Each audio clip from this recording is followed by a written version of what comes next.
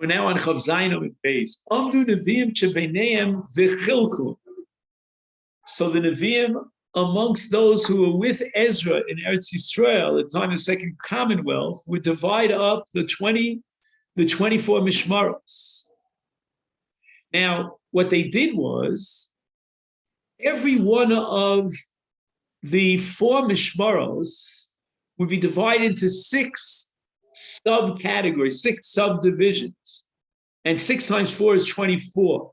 And not only that, each mishmeres was given a brand new name.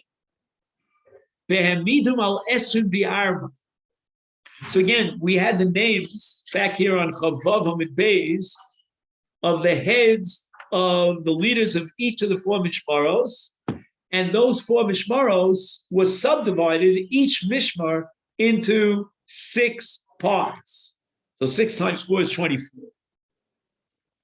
And that was the exact number of mishmaros that there were during the first bias. And in order to set up a seder as to which mishmaros would get the first avoda and in which sequence, they took a lottery. They wrote down the names of all these subdivisions. So let's take, for example, we'll start with Yedaya. Yedaya was the first. So his mishmeres, he was one of 4 mishmaros, was divided up into 6. They would write the 6 names of those subcategories, those smaller divisions of mishmaros, on a cloth, and they would mix them all, bulalu, they would mix it together, nasna bekalpi. They put it into a large argaz, some sort of a casket, and now they would choose the lottery. Which name would come first? Ba Yedaya. Yedaya was the head of the mishmeres. He was the Kohen.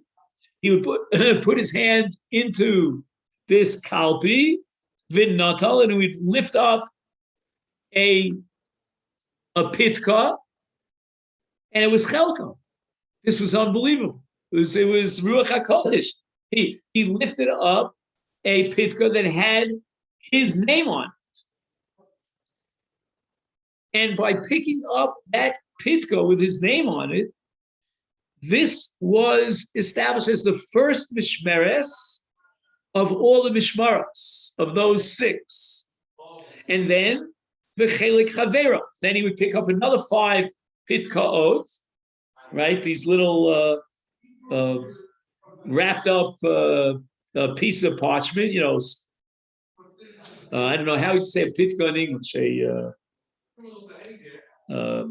small writing. Yeah. And on it were the names of the other 5 parts of Mishmeres Yedaya. And therefore, Sheish, all told, there were 6 Mishmaros that were Shaykh to the Yedaya.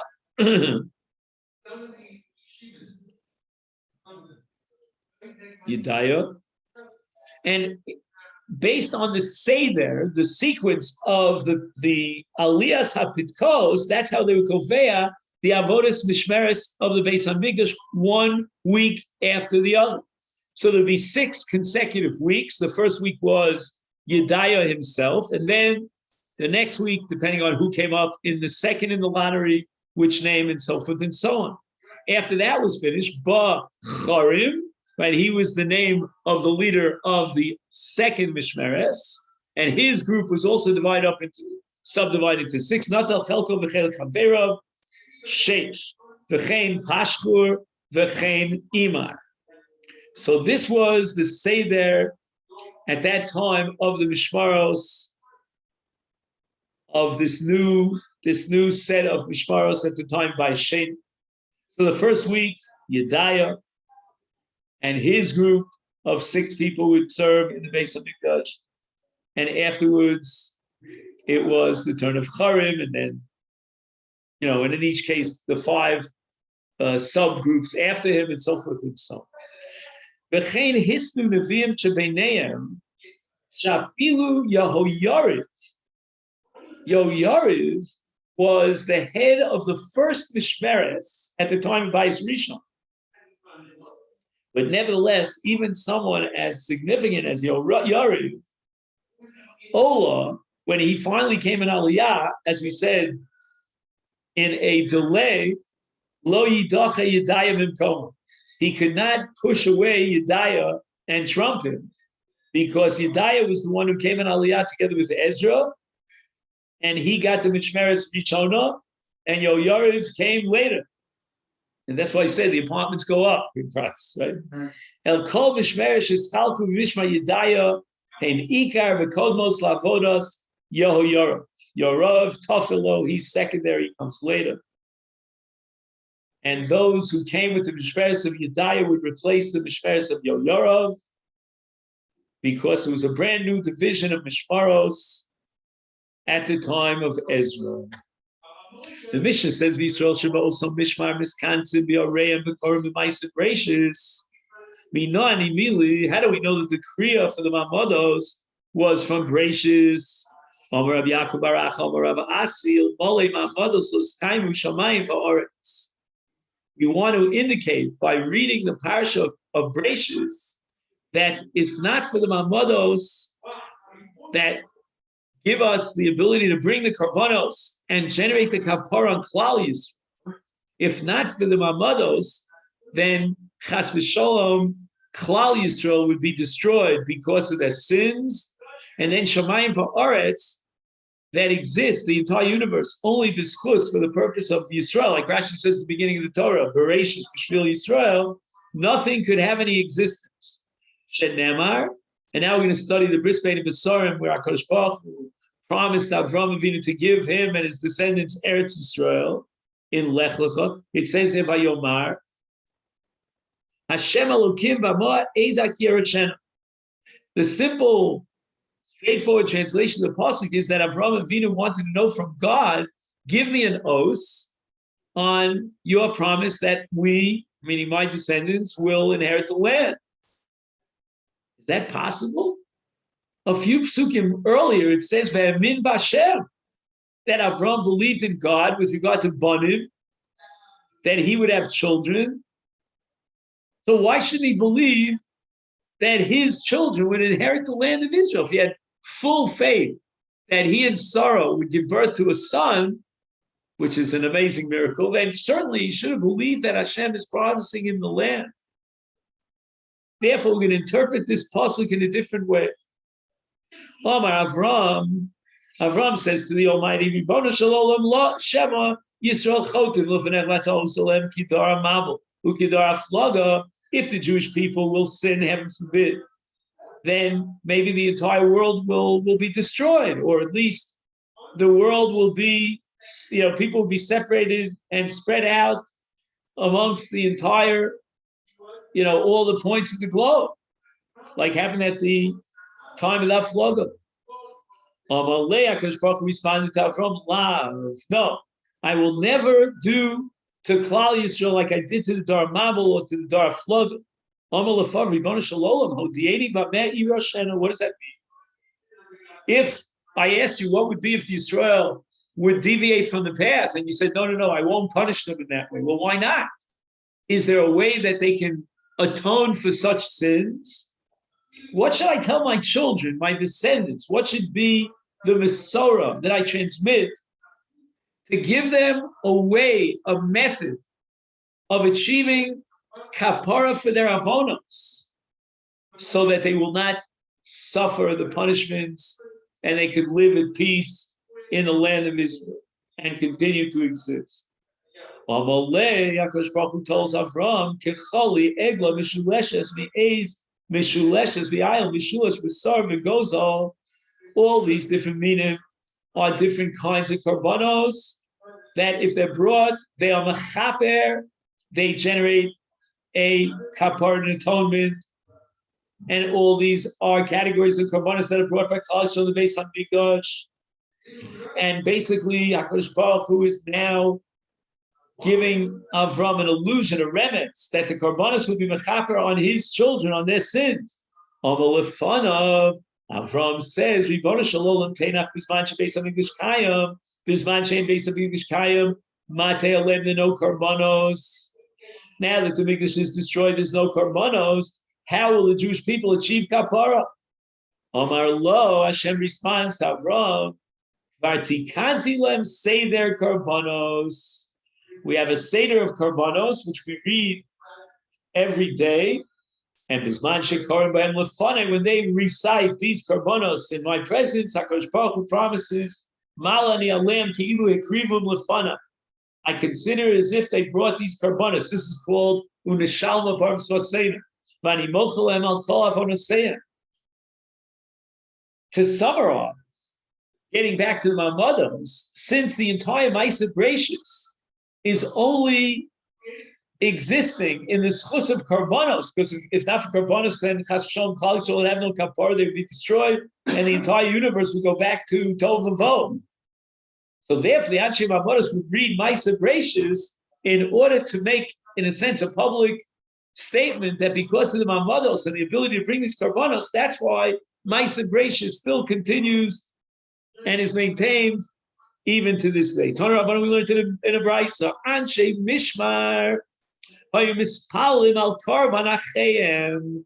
The Mamados were in Yerushalayim representatives of Klal Yisrael to be mispalel, so that Yiskabel B'Ratzon, that the carbon tamid should be received on high with the will of God, and God will be satisfied. Yanshe Maimad, Miskansin Lebeis HaKnesses, and the members of the Maimad, of the 24 Mamados, which those who didn't come to Yerushalayim, but rather stayed in their cities, Miskansin Lebeis HaKnesses, they would gather, assemble in the Beis HaKnesses, Yoshvim Arba Tainios, they would fast on the Monday, Tuesday, Wednesday, and Thursday of that week, the week of their Mishmeres, and they would daven.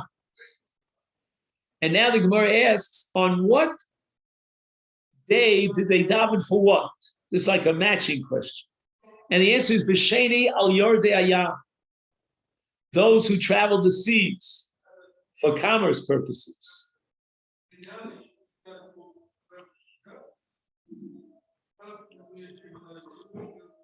Why is it on Monday that we're praying on behalf of those travelers whose lives are pretty much in danger when they go down to the seas? And the answer is because on Monday, on the second day of creation, God declares Yehi Rakia B'Soch HaMayim. And this is a remez to the Yam, to the waters, the seas. And the Rakia is going to separate between what's called the Mayim Elyonim and the Mayim Tachtonim. The Mayim Tachtonim are the seas, the Yam. And we need to be mispal on that day that God created the separation between the Elyonim and the Tachtonim, in effect, creating the seas of the earth, that there should be a Ratzon L'fnei Hashem, that they shouldn't be, Chas v'Shalom, destroyed at the dangers of the sea. B'Shlishi, on the third day, Al Holchei Midbarios, there was a prayer on behalf of those who traveled on dry land, that they shouldn't be nizok, because on the third day of creation, it says V'teiroa hayabasha. What does V'teiroa? It means it's roy, meaning that Hashem said there should be yabasha that's ru'uya laholchim aleh. And therefore we mispal from them. On Revi, on Wednesday, we mispalel al askira. Askira is a certain disease that begins in the kishkis in the stomach, and it causes a tremendous pressure in the throat. And the prayer was tipo alatinokos, that this was a very contagious disease, and the children were relatively weak, meaning if they chas v'shalom would contract this disease, it would be absolutely dangerous. Dangerous even for the adults, but certainly for the children. And on this day of creation, which is Wednesday, the Torah describes that the Ma'oros were nitlu shemesh yareach v'kochavim b'barakia, and it says Ma'oros without a vav, and we darshan it as me'ero, which is chasom, a curse. So this is a day in which there's a danger that a person should not fall because of that kloa of askara, which could impact and endanger the lives of the children. V'chamishi, what was their tainus and prayer on Thursday? Al ubros umenikos, on pregnant women and nursing women. Ubros shaloya pilu, on the pregnant women that they shouldn't abort their baby, and menikos gianikos the name they should successfully have enough milk in order to nurse their children. And on this day, which is Thursday, it says Yishritzu Hamayim Sheretz Nefesh Chaya. Nefesh Chaya implies something that's royal chiyus, that could live. And therefore, Mispal on the Ubros and Menikos, Sheyichyu B'nei. Ubi Erev Shabbos, on Friday, Lo Hoyu Misanim. There was no fasting on the part of the Anshe Mamad. Mipnei Kvod Shabbos. They shouldn't go into Shabbos in a state of affliction, of Inu. The Kalvachon b'Shabbos Atzma, which more so, there was no fasting on Shabbos itself. By the way, this is machlokas whether fasting on Shabbos is an Itzur Doraisa or not, because it says Ichlu in the Pashat Man. So there may be an Itzur Doraisa of fasting on Shabbos. Anyway, the Gemara asks the Echad Shabbos my time alone. Why is it that Sunday was omitted from the days of fasting and they only started fasting on Monday? Over Rabbi Yochanan. Here we have a machlokes between three different shitas. We start with the first shita, and that's Rabbi Yochanan Bnei Notzrim. Now, he translates in English the Notzrim as Nazarenes.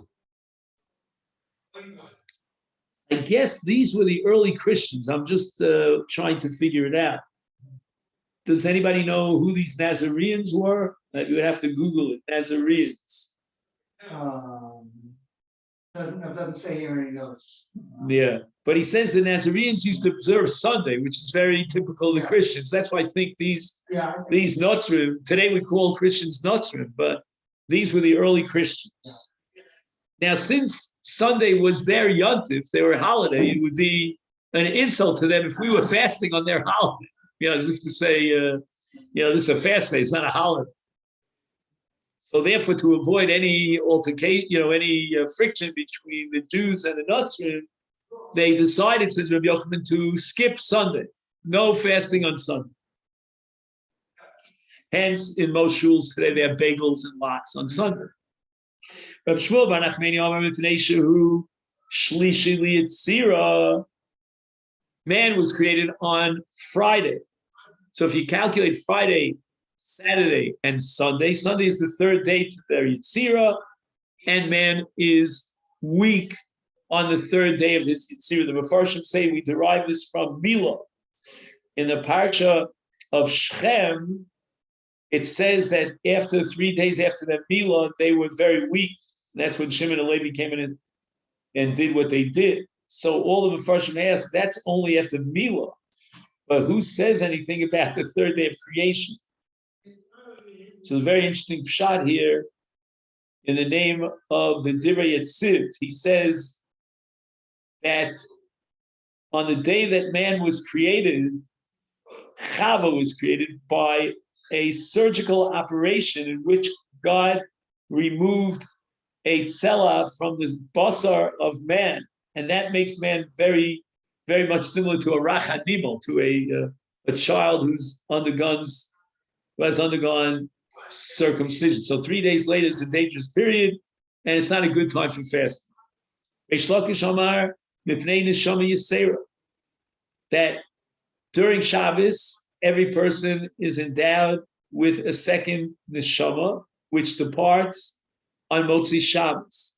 And therefore, on Motzi Shabbos and Sunday, a person is weak because his body now has to reorient itself to a single neshama, not a double neshama. Right before Shabbos, a person is endowed with a neshama yisera. And by the way, some say that as a result of neshama yisera, we eat and drink more than we usually drink during the rest of the of the week. In any event, I believe the neshama yisera is much more spiritual than that. But for Motzai Shabbos, no, but after Shabbos, the neshama yisera is taken back. Shenemar, it says with regard to the mitzvah of Shabbos and Shmot Perek Lamed Aleph, Ubayom hashvi'i Shabbos vayinafash. What does that mean? Kevan Shabbos, when a person rests, and Shabbos also means he was Shomer Shabbos.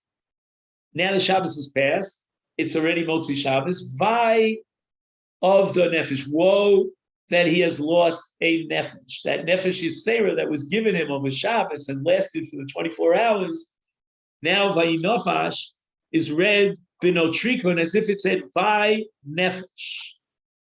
In any event, it's clear that during Shabbos he has a nefesh Yisera, but he loses his neshama Yisera on Motzei Shabbos, and that gives him a weakness. On Sunday, he's very weak. That's not an appropriate time for fasting. The Mishnah says, "B'yomar Rishon Breishis Vayihira Kia." Now, Breishis and Vayihira Kia is divided in a way that we have three kruim, three people called up to the Torah, and Breishis, which is comprised of 5 psukim, will get 2 kruim. And the Gemara is going to now analyze how can you have 2 kruim for 5 psukim? We need a minimum of 3 psukim for each karu, for each aliyah. Tana, we learned in the Brisa of Breishis, Bishnayim, and Yehira Kia Be'echad. That the psukim in Breishis are divided up amongst the Kohen and the Levi. And then Yehira Kia is read by Yisrael. So the Gemara says, Bishleim, I understand Yehira Kia Be'echad, Tlasa Psuki. I mean, there are only 3 psukim in Yehira Kia. So all we need is 1 karu, 1 karo, kore. Ela Breishis, Bishnaim, how can you divide up Breishis into 2 aliyos, a Kohen and a Levi? Chamisha psukim havyon. Utnana, we learned in the Mishnah, in Masechet Megillah Chav Gimel, HaKorei b'Torah al yifchos lishlosha psukim. A minimum for anyone who reads the Torah is 3 psukim. So how can you take 5 psukim and divide it into 2 aliyos, into a Kohen and a Levi? Now, Rabbosai, what happens when you divide 5 into 2? What do you get? 5 into 2. 40%. No, I'm saying, what number will you arrive at if you take 5 and you divide it in half? 2.5. 2.5. So believe it or not, Shmuel is going to say that each one of these aliyos has 2.5 psukim. But Rav has a different sheet. The Rav says Doleg. Rav says that the first aliyah is going to read 3 psukim, and the sheni is Doleg, meaning he jumps backwards, and he repeats the last pasuk, the third pasuk of the first koreh. So it means that 3rd pasuk is read twice. But Shmuel Amar pasuk, in the middle of the 3rd pasuk, halfway through that pasuk, the Ola Rishon will stop, and then the Ola Sheni will pick up the second half of the first pasuk of the 3rd pasuk, plus another 2 psukim. And that apparently will fulfill the Takonis Chachamim that the minimum number of psukim is 3 psukim. Rav Amar Doleg, my time in the low Amar Posik. Why did he reject this 2.5 possibility? Kasavar kol psuka, Dilo Paski Moshe and Lo Paskinon. Moshe gave the Torah in psukim. We cannot split the psukim. That would undermine the Masores of Moshe Rabbeinu. Shmuel Amar Posek. And now the Gemara is going to say, how can you split a pasuk into 2? Umi Paskinon. Is there a heter to stop in the middle of a pasuk? V'ha'amar, we have a statement of Rabbi Chanina Kara. That was his name. Kara means he was a Baal Korah. And he declared, Sar Gadol Hayali Eitzel Rabbi Chanina HaGadol, because I tried to ask him to be matir for me to teach the children and split psukim. Sometimes you have to teach a child half a pasuk. And I thought that maybe if he would allow me to teach a pasuk to a child a half a pasuk, then he would allow me to read in the Torah half psukim. He was only lenient with regard to teaching. Because it's sometimes impossible to teach a child an entire pasuk. You have to divide it up. Sometimes it's a long pasuk with many themes, many ideas. But he would not be matir for me to read the Torah publicly and be mafsik in the middle of a pasuk. Shmuel, what is Shmuel going to say in his self-defense? Sometime am I, why is it that when Rabbi Chanina Kara asked Rabbi Chanina Agadol, can I split up psukim for tinokas? And even though that's changing the Masoros of Moshe Rabbeinu, nevertheless, he got a heter for it, Mishum Delo Efsha, because with regard to tinokas, we have no other choice. That's the only way we could really adequately educate them. Ochanami, here too, by parallel, in Kriyas HaTorah of Anshe Mamad Lo Efsha, we have 5 psukim and we have to get through Aliyah. So that's also Lo Efsha. And therefore, everybody would agree that in that unusual, extreme circumstance, we'd be allowed to split a pasuk in half. Shmuel Amar Posek, my time alone, Doleg. Why would he reject Rav Shita that you repeat that pasuk twice? Gzeira mishum hanichnasim u'mishum hayotzim. What does it mean? That if somebody comes into the Beis HaKnesses after the first Aliyah had already completed, and he listens to the second Aliyah, and he realizes that the second Aliyah that he's listening to started with Pasuk Gimel, with the third Pasuk. That means he figures out by calculation that the previous Ola had read only 2 psukim. So he's going to come to think that you're allowed to read 2 psukim. And Yotzim, those who leave after the first Koreh, he's going to think that the next Koreh is only going to read 2 psukim. There are 5 psukim. He heard 3. He assumes the next Aliyah is going to get 2. The Gemara now asks the kasha on both Rav and Shmuel. Meisvei, we have a brisa with regard to Kriyas HaTorah the whole year round. Parsha shel shisha psukim, koronos of Shnayim. So you can divide it up into 2, 3 psukim each one. Chamisha biyachid, which means you're going to have to read it biyachid. Only one person could read 5 psukim. There's no way you can divide up 5 psukim into 2 korim. The im harishon korei shlosha. If the rishon went ahead and he read through 3 psukim and he stopped, hasheni korei shnayim. What does it mean? How can you read shnayim? It's impossible. But there are only 2 psukim left in that parsha. So the answer is shnayim parsha zu, the echem parsha acheres, and he continues into the next parsha in order to be mashlim the number 3 psukim. Yesh omrim shlosha, that the second korei should read 3 psukim from another parsha. In any event, we see clearly that in the case of 5 psukim, we have to read it biyachid, meaning only one person can get the aliyah. We can't split it into 2. And this is against both Rav and Shmuel. Laman diyom according to Rav Doleg, lidlo. Laman diyom according to Shmuel Posek, lifso. The Gemara answers, shiny hasam. There, in the case of Kriyas HaTorah the whole year round, it's different. It's not like the case of Amados. And here we turn to Daf Chav Ches. There is a Ravcha. There's a Revach. In other words, he has a way out. He could read the psukim in the next parsha. So we're not in a no-win situation here. Let one person read the 5 psukim. No need to be doleg or posek. And then the next koreh will read the next part of the parsha. Because again, there's no reason why we can't add to the next parsha. It's also shaykh to that the parsha of the Shvuah, of that parsha that week. However, here in the case of Kriyas HaParshas and the Mamados, when we get to Yom Rishon, we can't add another parsha. We have to read Parshas Bereishis and Vayehi Rakia. That is the Kriya that's relevant, and only that Kriya is relevant to that day. And therefore, we have no choice if we want to get 2 aliyahs for the first unit of 5 psukim, other than the daleg or lifso.